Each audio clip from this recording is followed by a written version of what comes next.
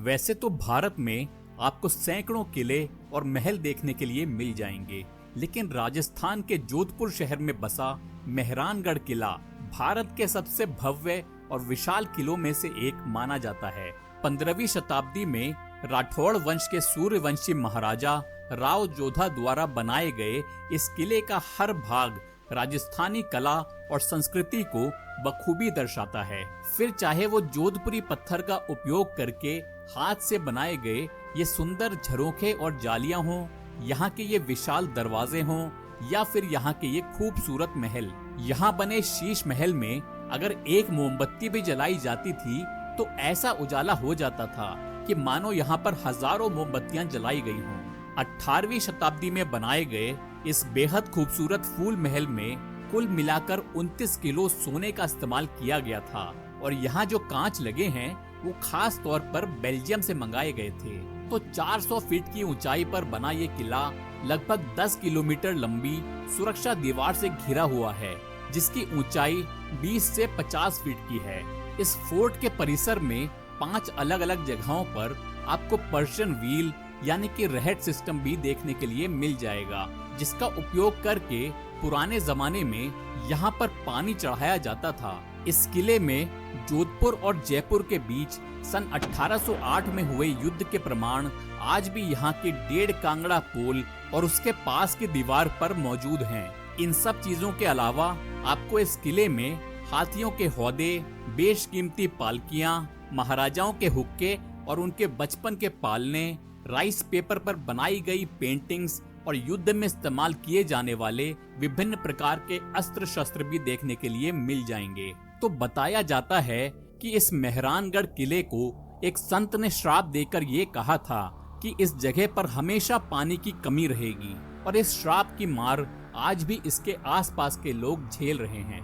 नमस्कार दोस्तों, मैं हूं अनिरुद्ध और आज मैं आपको लेकर जाने वाला हूं जोधपुर के ऐतिहासिक मेहरानगढ़ किले में, और इससे जुड़े रोचक इतिहास और तथ्यों की जानकारी मैं आपको इस वीडियो में देने वाला हूं।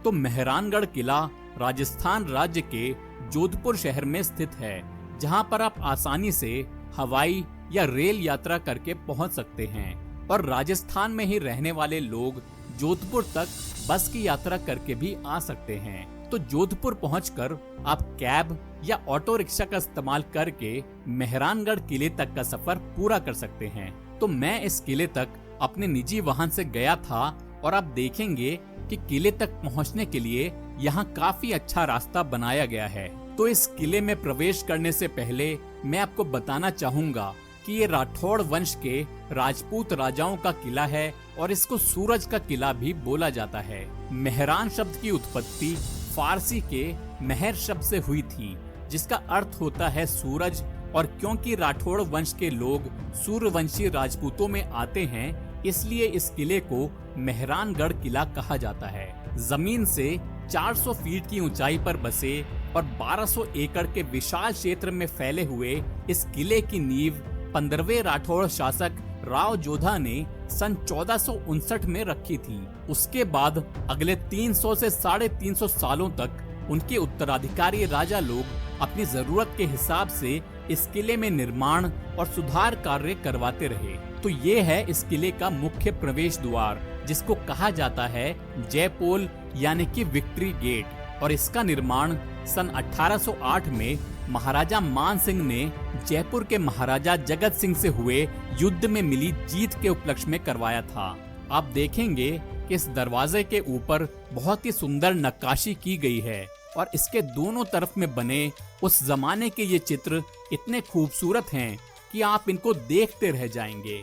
इस जयपोल से थोड़ा आगे बढ़ने पर आपको इस मेहरानगढ़ किले का एक छोटा सा मॉडल दिखाई देगा। तो अभी हम फिलहाल में यहाँ पर खड़े हैं, और यहाँ से ऊपर पैदल चलकर जाने का रास्ता बना हुआ है, लेकिन क्योंकि इस किले में ऊपर जाने के लिए लिफ्ट की सुविधा भी उपलब्ध है, तो यहाँ से हम सीधा इस किले के लिफ्ट टेरेस पर पहुँच जाएंगे। तो हम किले का ये पूरा हिस्सा देखने वाले हैं, और इसको देखने के बाद हम यहाँ से पैदल चलकर नीचे आएंगे। किले का जो हिस्सा लिफ्ट से सीधे ऊपर जाने की वजह से हमसे छूट जाएगा उसको हम यहाँ से नीचे आते समय कवर करेंगे। तो मैं आपको बताना चाहूंगा कि यहाँ की लिफ्ट को 1995 में बनवाया गया था और ये भारत का एकमात्र किला है जहाँ पर लिफ्ट की सुविधा उपलब्ध है। तो आइए लिफ्ट का उपयोग करके चलते हैं इस किले की छत पर, जो कि यहाँ से 120 फीट की ऊंचाई पर है, यानी कि किसी भी आम बहुमंजिला इमारत के 12 मंजिल के बराबर। तो ये है इस किले का लिफ्ट टेरेस और ये जगह शाम को एक रेस्टोरेंट के रूप में परिवर्तित कर दी जाती है और आप चाहें तो यहाँ पर डिनर करने के लिए भी आ सकते हैं। अगर आप नीचे से ऊपर तक पैदल आते तो आपको नीचे दिखाई देने वाले इस रास्ते का प्रयोग करके ऊपर आना पड़ता। तो उस जमाने में राजा इसी रास्ते का उपयोग करके ऊपर आया करते थे, लेकिन अब लिफ्ट की सुविधा होने की वजह से आप इस खड़ी चढ़ाई से बच सकते हैं और अपना काफी समय और एनर्जी भी बचा सकते हैं। उस तरफ में जो आपको नीले रंग के घरों की एक कॉलोनी नजर आ रही है, उसको कहा जाता है ब्रह्मपुरी।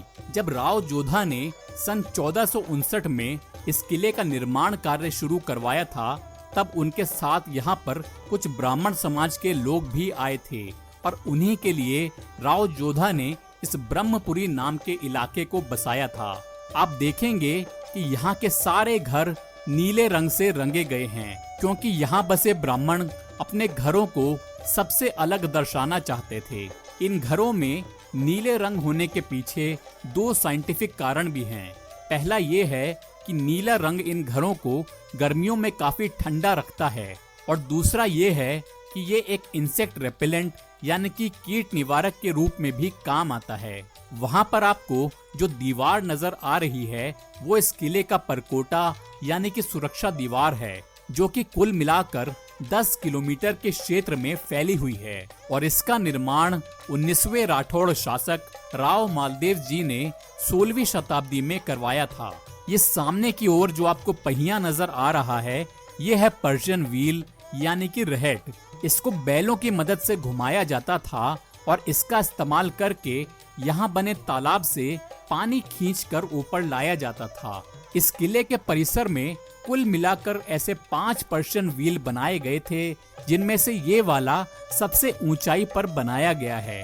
किले की सुरक्षा के लिए उस जमाने में ये अलग अलग प्रकार की तोपें यहाँ पर हमेशा तैनात रहती थी। वो सामने की तरफ जो आप इमारत देख रहे हैं उसको कहा जाता है उमैद भवन पैलेस।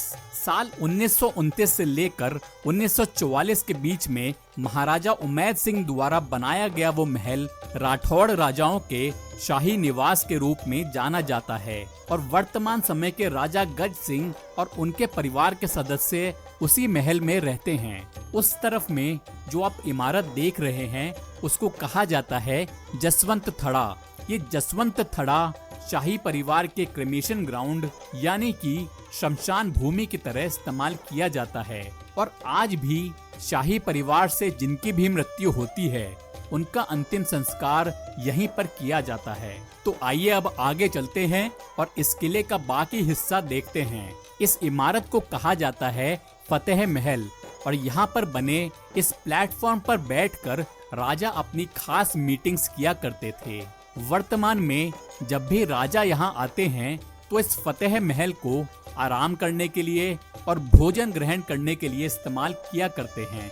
यहाँ से आप जब थोड़ा सा आगे चलेंगे तो आप इन सुंदर गलियारों से होते हुए किले के अगले हिस्से में यानी कि श्रृंगार चौक में पहुँच जाएंगे। लेकिन उससे पहले मैं आपको बताना चाहूँगा कि अगर आप लिफ्ट का उपयोग न करके किले के इस हिस्से तक पैदल आना चाहते हैं तो आपको किले के मुख्य द्वार यानी कि जय पोल के अलावा डेढ़ कांगड़ा पोल, अमृत पोल, राव जोधा का फलसा, लोहा पोल और सूरज पोल को पार करके यहाँ तक आना होगा। इन दरवाजों के साथ बहुत ही गहरा और रोचक इतिहास जुड़ा है, जो कि मैं आपको इस वीडियो के अंत में यानी कि इस किले से नीचे उतरते समय बताऊंगा। तो नीचे बने जिस दरवाजे से लोग किले के म्यूजियम क्षेत्र में प्रवेश कर रहे हैं उसको कहा जाता है सूरज पोल यानी कि सन गेट।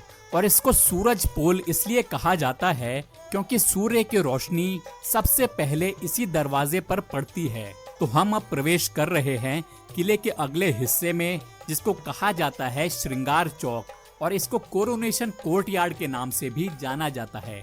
यहाँ बने मार्बल के चबूतरे के ऊपर बनाई गई इस सीट पर बैठाकर राजाओं का राज तिलक यानी कि रॉयल अनॉइंटमेंट करके उनको औपचारिक रूप से राजा बनाया जाता था। यहाँ पर आखिरी राज तिलक वर्तमान राजा गद सिंह जी का हुआ था, और यहाँ सामने में आपको इसी मंच पर खींची गई उनके राज तिलक समारोह की तस्वीर भी दिखाई देगी।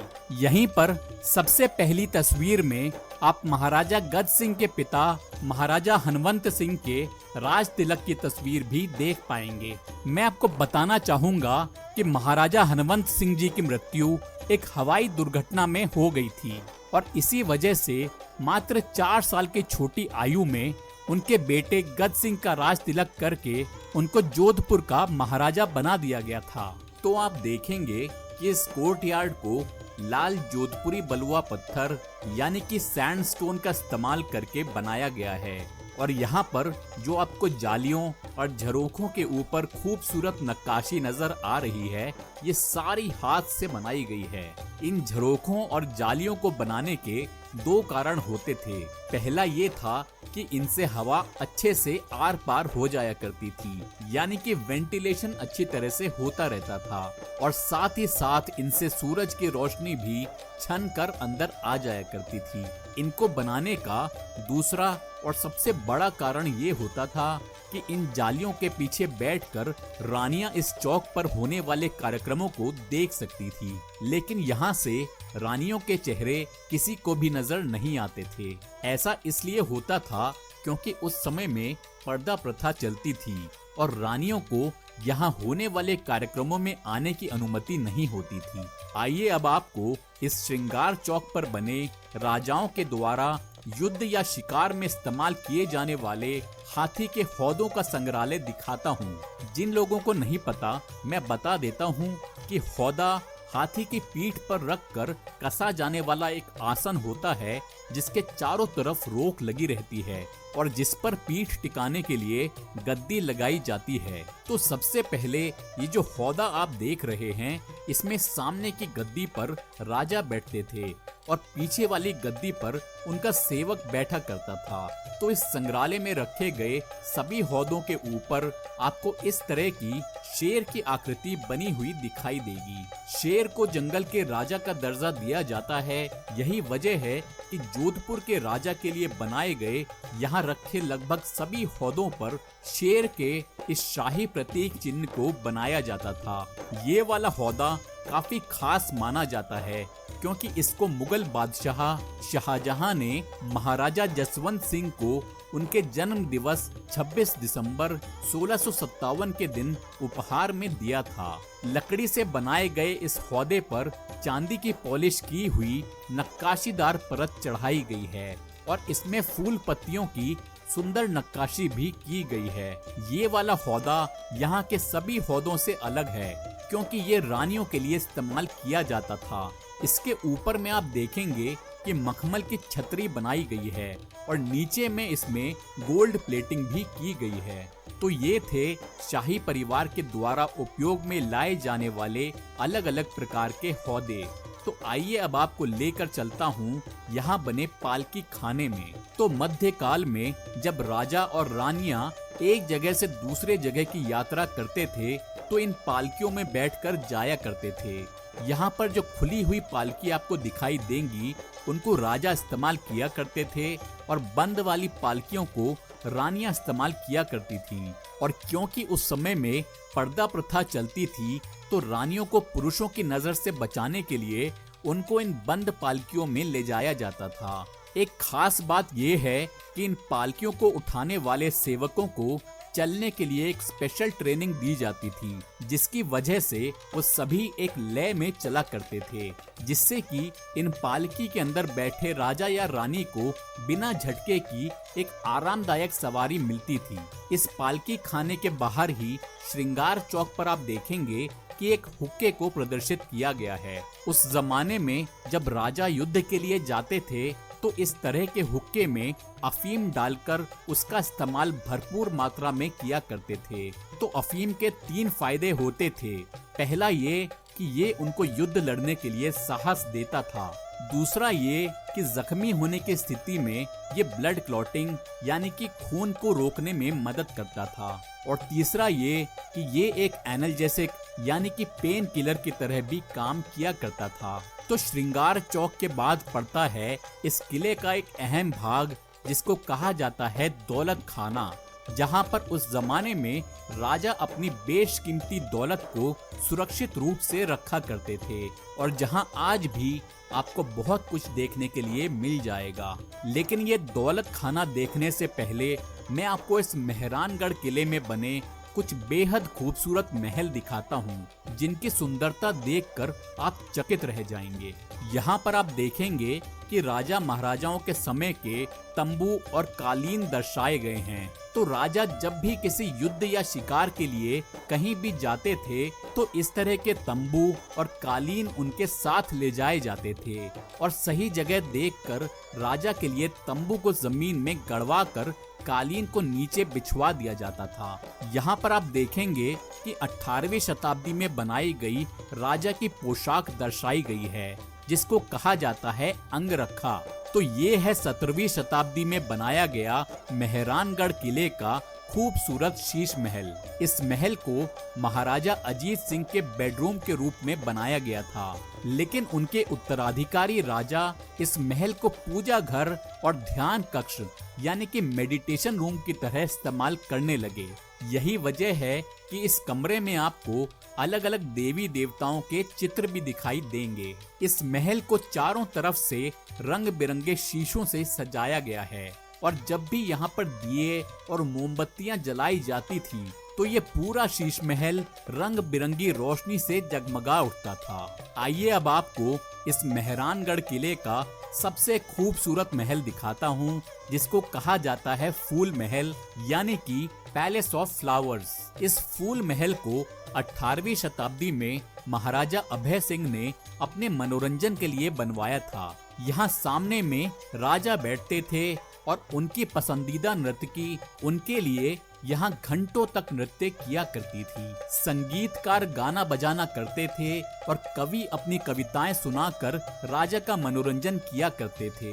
आप देखेंगे कि इस फूल महल को सुंदर बनाने के लिए कोई कमी नहीं छोड़ी गई है और इसमें काफी जगहों पर प्योर गोल्ड का इस्तेमाल भी किया गया है, जो कि इस महल को और भी ज्यादा आकर्षक बनाता है। तो शायद आपको ये जानकर हैरानी होगी कि इस फूल महल की छत पर जो सारा सोने का काम है उसमें 29 किलो सोने का उपयोग किया गया है।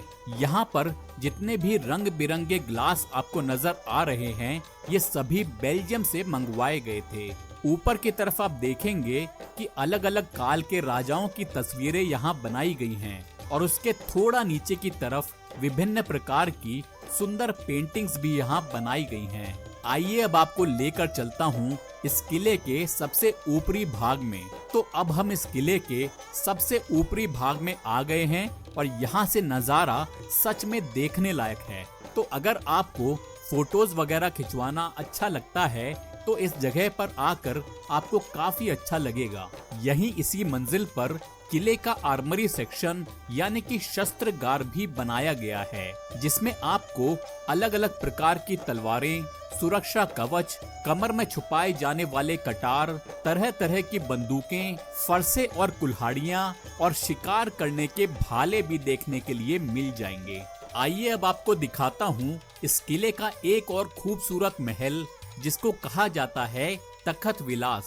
इस महल को 33वें राठौड़ शासक महाराजा तखत सिंह ने अपने पर्सनल बेडरूम के तौर पर बनवाया था। इस कमरे को महाराजा तखत सिंह अपने मनोरंजन के लिए इस्तेमाल किया करते थे और आप देखेंगे कि इसके हर हिस्से में अलग अलग प्रकार के खूबसूरत चित्र बनाकर इसको सजाया गया है। तो ना सिर्फ इसकी दीवारों और छत पर सुंदर चित्र बनाए गए हैं, बल्कि इसके फर्श पर भी कोई कालीन नहीं बिछाई गई है। इस पर भी खूबसूरत पेंटिंग बनाकर इस महल की खूबसूरती में 4 चांद लगाए गए हैं। यहाँ पर राजा के लिए रखे गए बिस्तर के ऊपर एक हाथ से खींचने वाला पंखा भी लगाया गया है। यहाँ से जब आप नीचे उतरेंगे तो एक और जगह आपको मिलेगी जहां से जोधपुर शहर का सुंदर नजारा एक बार फिर से आपको देखने के लिए मिलेगा। यहाँ से थोड़ा आगे चलते ही आपको 18वीं शताब्दी में बनाए गए दरवाजे और खिड़कियां दिखाई देंगी और किले के इस हिस्से का निर्माण तभी करवाया गया था जब यहाँ पर दौलत खाना बनवाया गया था। तो जैसा कि आप जानते होंगे कि हर संस्था में एक अकाउंट सेक्शन यानी कि लेखा जोखा विभाग होता है, ठीक उसी तरीके से इस किले का अकाउंट सेक्शन ये सामने वाला कमरा हुआ करता था। इस कमरे में सामने की ओर में मुनीम जी बैठा करते थे और राजा की रियासतों से आने वाले पैसों और अन्य संपत्ति का लेखा जोखा वो यहाँ पर किया करते थे।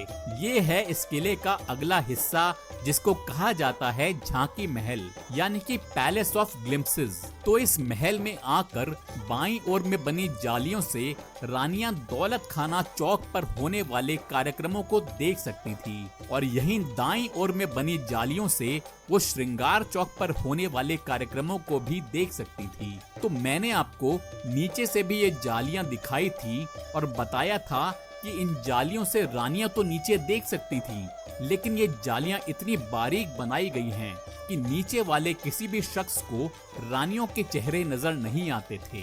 तो जब भी शाही परिवार में किसी बच्चे का जन्म हुआ करता था तो राजा उनके लिए इस तरह के खूबसूरत पालने बनवाया करते थे। तो इस झांकी महल में आपको हाथ से चलने वाले तरह तरह के पालने देखने के लिए मिल जाएंगे, लेकिन ये सामने रखा गया पालना बिजली से चलता है।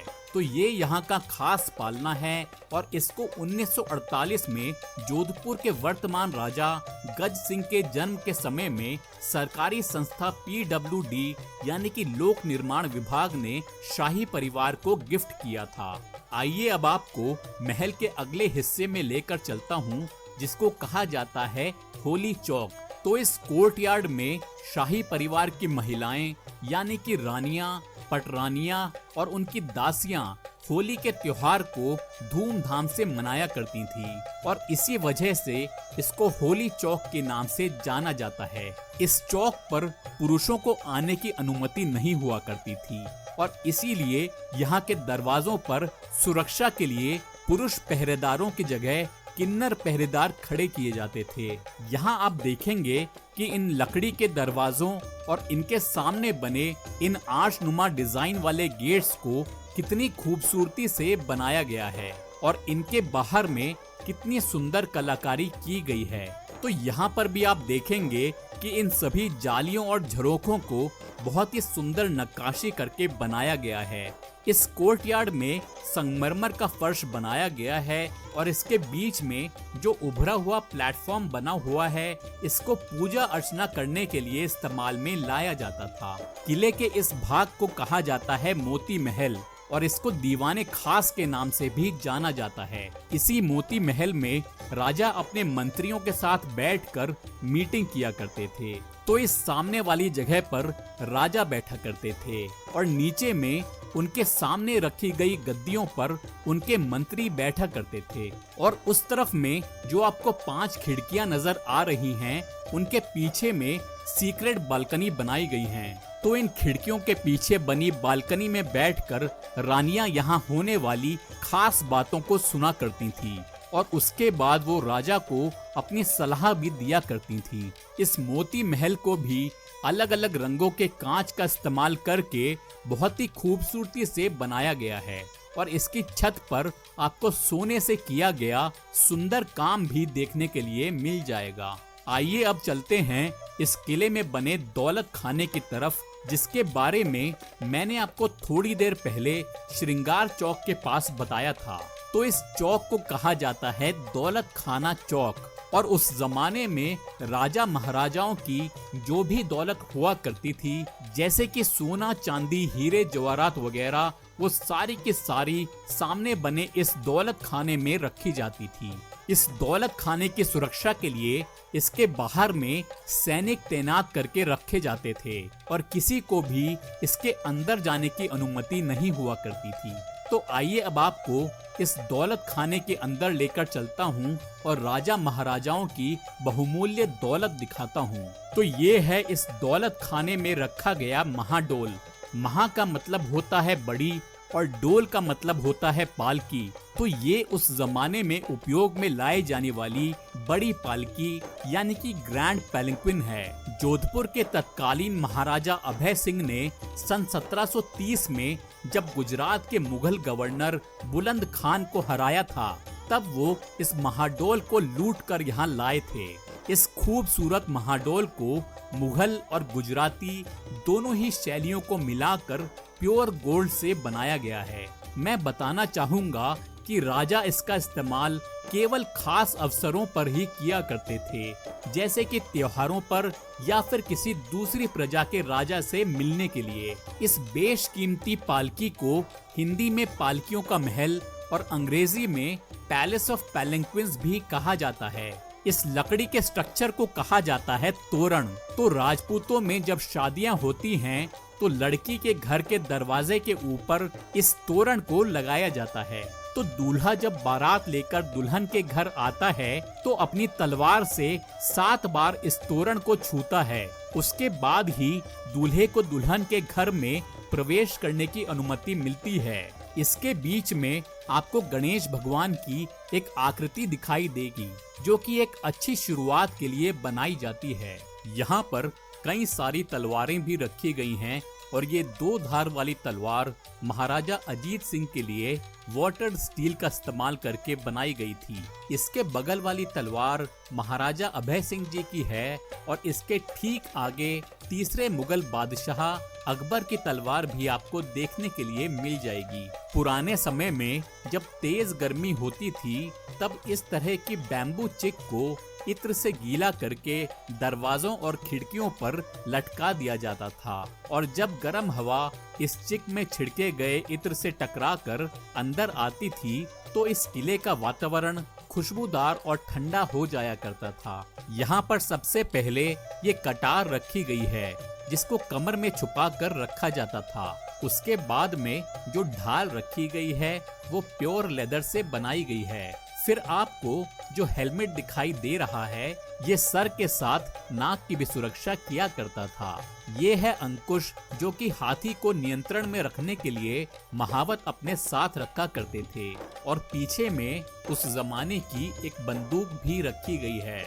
यहाँ पर सबसे पहले रखा गया है वाइन फ्लास्क और इसका जो हाथ आप देख रहे हैं इसमें से शराब बहकर नीचे आया करती थी। ये है पानदान और इसमें सुपारी और पान के पत्ते रखे जाते थे। इन डब्बों को कहा जाता है चौपड़ा और ये सिंदूर रखने के लिए हुआ करते थे। और आखिरी में ये खूबसूरत गोल्ड इनले वर्क से बनाए गए कलमदान पेन रखने के लिए इस्तेमाल किए जाते थे। यहाँ पर आपको महिलाओं द्वारा इस्तेमाल किए जाने वाले चंदन की लकड़ी से बनाए गए श्रृंगार दान यानी कि मेकअप बॉक्स दिखाई देंगे। ये जो किनारे में 2 मुग्दर रखे गए हैं, इनसे रानियां उस समय में व्यायाम किया करती थी। यहाँ पर रखे गए हैं चांदी से बनाए गए तरह तरह के हुक्के। थोड़ा सा आगे बढ़ने पर आपको ये 18वीं शताब्दी में बनाया गया राजा का खूबसूरत गाउन यानी कि चौगा दिखाई देगा, जिसमें रेशम और सोने से जरदोजी का काम किया गया है। यहाँ पर आपको कर्नाटक के बीदरी वेयर यानी कि बीदर की कारीगरी से बनाई गई कुछ खूबसूरत वस्तुएं दिखाई देंगी। भारत में रेल सुविधा 1853 में अंग्रेजों द्वारा लाई गई थी और यहाँ पर आप देखेंगे कि 1882 में बनाए गए मारवाड़ के पहले रेलवे स्टेशन राई का बाग का मॉडल हाथी दांत का उपयोग करके बड़ी खूबसूरती से बनाया गया है। यहाँ पर एक बहुत ही विचित्र तरह का ताला रखा गया है जिसमें 4 चाबियां लगी हैं। इन तालों की चाबियां 4 अलग अलग लोगों के पास रहा करती थी और जब इनमें चारों चाबियां लगाई जाती थी तभी इनको खोला जा सकता था। तो इसी तरह का ताला मैंने आपको जैसलमेर में स्थित पटवों की हवेली में भी दिखाया था, जिसमें 2 चाबियों का इस्तेमाल किया जाता था। इसी के बगल में रखे गए हैं पैडलॉक, जो कि इस किले के बड़े बड़े दरवाजों को बंद करने के लिए लगाए जाते थे। इसी से मिलता जुलता एक ताला मैंने आपको जयपुर में स्थित आमेर किले के एक दरवाजे में भी दिखाया था। यहाँ पर अलग अलग काल के सिक्के भी रखे गए हैं, जिनमें आपको अंग्रेजों के समय के यानी कि ईस्ट इंडिया कंपनी के सिक्के नजर आएंगे। फिर रखे गए हैं विभिन्न रियासतों के और मारवाड़ के सिक्के, और सबसे सामने की तरफ में आपको मुगल काल के सिक्के भी दिखाई देंगे। यहाँ पर आप देखेंगे कि शिवजी की पत्नी पार्वती माता की अवतार गणगौर माता की प्रतिमा लगाई गई है। शादीशुदा महिलाएं अपने पति की लंबी आयु के लिए गणगौर माता की पूजा करती हैं, और अविवाहित महिलाएं इनकी पूजा एक अच्छा वर पाने के लिए करती हैं। यहाँ पर ये जो बंदूकें रखी गई हैं, इनको कहा जाता है तोड़दार बंदूक। इनको केवल युद्ध के लिए ही इस्तेमाल किया जाता था, और क्योंकि इनमें वजन काफी ज्यादा है, इसलिए इनको उठाने के लिए 2 या 3 लोगों की जरूरत पड़ती थी। आइए अब आपको लेकर चलता हूँ यहाँ के दरबार हॉल में, जिसमें मारवाड़ की जीवन शैली को इन खूबसूरत पेंटिंग्स में दर्शाया गया है। इन सभी पेंटिंग्स को राइस पेपर पर बनाया गया है, और हैरानी की बात ये है कि ये पेपर कभी भी खराब नहीं होता है। इन सभी पेंटिंग्स को बनाने के लिए प्राकृतिक रंगों के साथ ही साथ सोने और चांदी का भी इस्तेमाल किया गया है, और केमिकल्स का उपयोग इनमें से किसी भी पेंटिंग में नहीं किया गया है। आइए यहाँ की कुछ खास पेंटिंग्स भी आपको दिखाता हूँ। तो ये वाली पेंटिंग सन 1830 में बनाई गई थी। इसमें रामायण को दर्शाया गया है, और इसमें जहाँ जहाँ आपको चमक दिखाई देगी ये सारा सोने का काम है, और जो पानी बनाया गया है ये सारा चांदी का काम है। राठौड़ वंश के लोग कन्नौज से जोधपुर आए थे, तो कन्नौज उत्तर प्रदेश राज्य में पड़ता है, और इस वाली पेंटिंग में कन्नौज शहर को दर्शाया गया है, जिसमें कि आप देखेंगे कि राजा पुंज को अपने 13 बेटों के साथ बैठे दिखाया गया है। ये वाली पेंटिंग सन 1730 में बनाई गई महाराजा अजीत सिंह की पेंटिंग है, जिसमें उनको अपने दरबार में बैठे दिखाया गया है।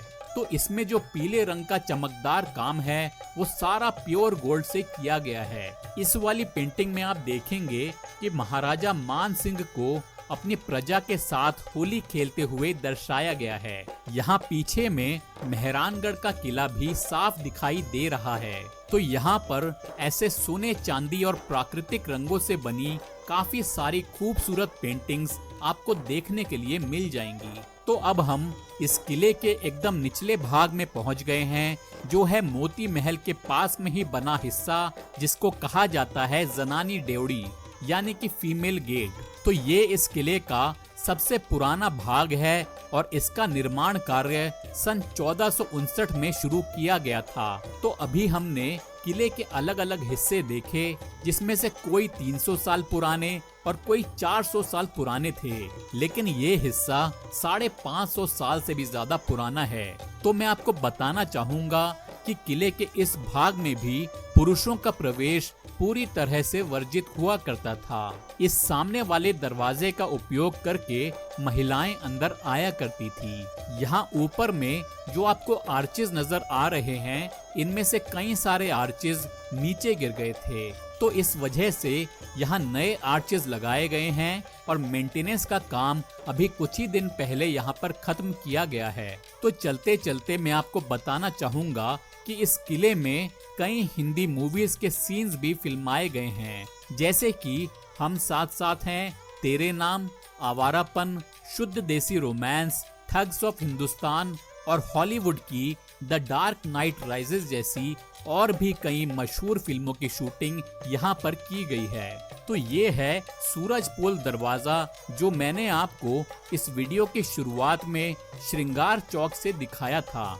तो अगर आप लिफ्ट का उपयोग ना करके पैदल ऊपर जाना चाहते हैं, तो आपको इस सूरजपोल का इस्तेमाल करना अनिवार्य होगा। यहाँ पर आप देखेंगे कि कई सारे हाथ के निशान बने हुए हैं। तो ये सारे निशान जोधपुर के महाराजाओं की विधवाओं के हैं। पुराने समय में राजा की मृत्यु के बाद जब उनकी अर्थी को ले जाया जाता था, तो रानियां अपने हाथों को सिंदूर से रंग कर पहले यहाँ पर अपने हाथ के निशान लगाया करती थी, और उसके बाद वो राजा की चिता में जिंदा जलकर सती हो जाया करती थी।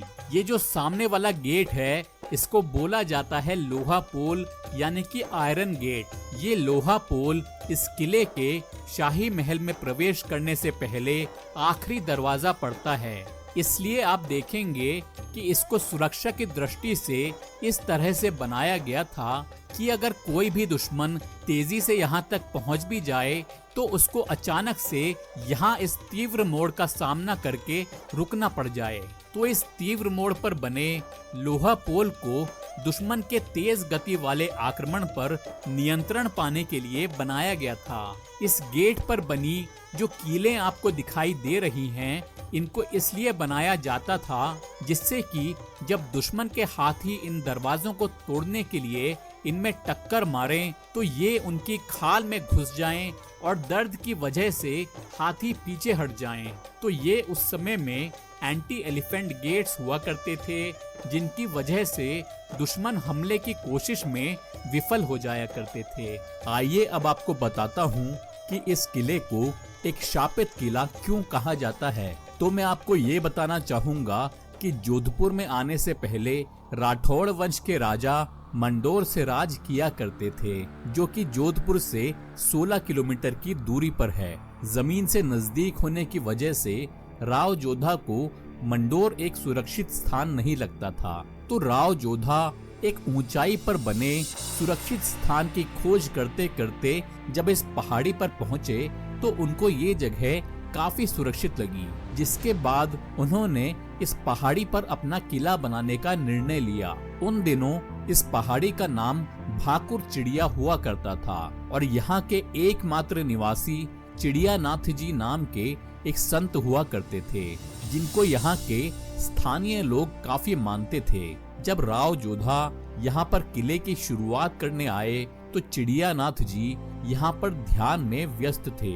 राव जोधा ने उनसे कहा कि आप कहीं और जाकर अपना ध्यान करिए, क्योंकि इस जगह पर मैं अपना किला बनाकर अपनी राजधानी स्थापित करूंगा। चिड़ियानाथ जी ने राव जोधा की बात मानने से साफ इनकार कर दिया। उसके बाद राव जोधा ने कई बार उनको हटाने की कोशिश की, लेकिन वो फिर भी नहीं माने।